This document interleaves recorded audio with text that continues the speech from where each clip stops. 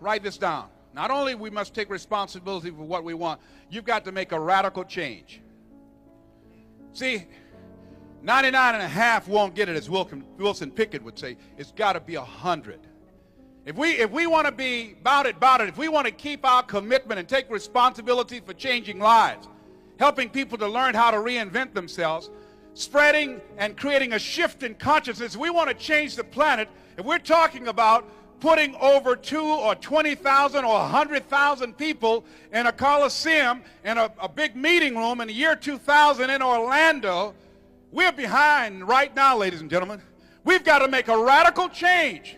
When you make a radical change, you're passionate about it. You don't talk to 10 or 15 people a day.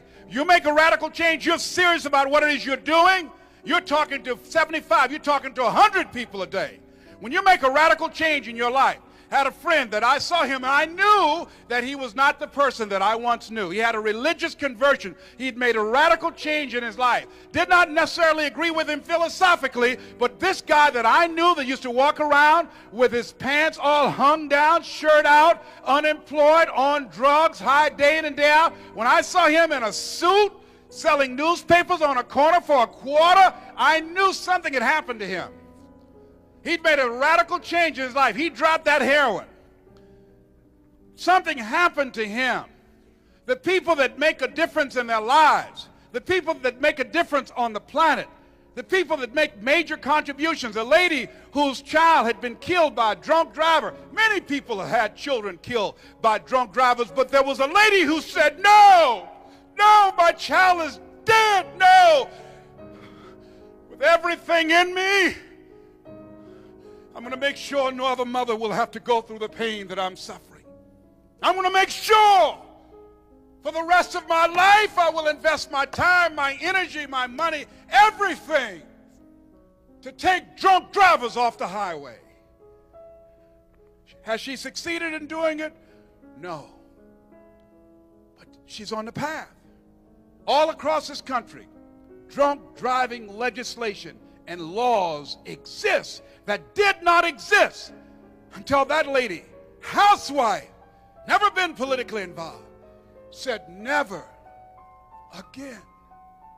Made that decision. People make some radical decisions about their lives. Radical decisions.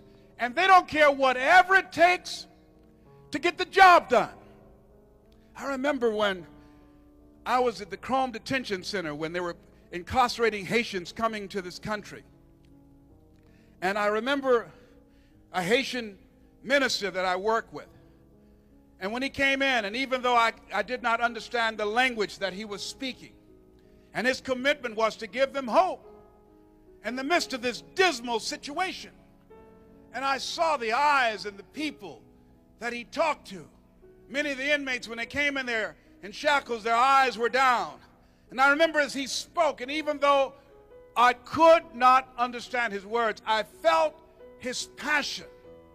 And I saw them look up. And these people who were emaciated and hungry and just confused, why are we in prison here? Why are they letting the Cubans go free and putting us in prison? Why can't I see my family? Why you have me caged like this? And as he spoke, Father Von Jus,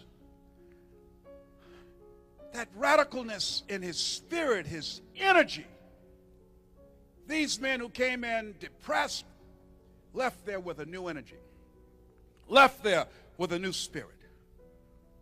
As we look at ourselves and look at our lives, you got to make radical changes. When I got the diagnosis April the 11th that I had prostate cancer and that I had 3 to 4 years to live if I didn't have the surgery. And after doing research, I decided not to. I had a 6.1 PSA, which 1 to 4 is normal. 6.1 means that you have prostate cancer, and it could be beyond the capsule. It could have metastasized to your lymph nodes and to your bones. And so I decided not to do the surgery. And I had radiation seed implants.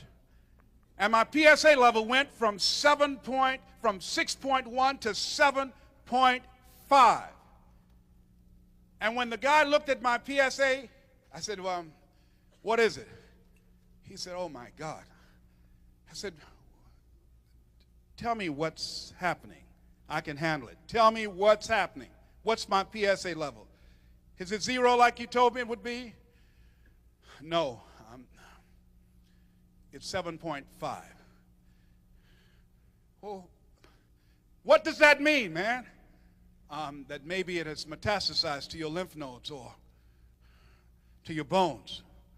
We don't know. We need to give you another MRI. Wait a minute. All the pain I've gone through? You told me it would be 0. Let me tell you what I found out. If you got a problem that man can solve, you don't have a problem.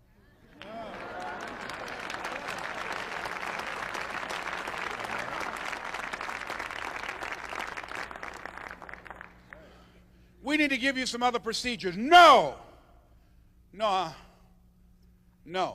not going to do that. I decided to take responsibility for my life. I took a radical statement that said, if you want to change your life, if you want to live, Mr. Brown, you've got to make a radical change in your diet. I became a vegan. I eat only raw, organically grown vegetables.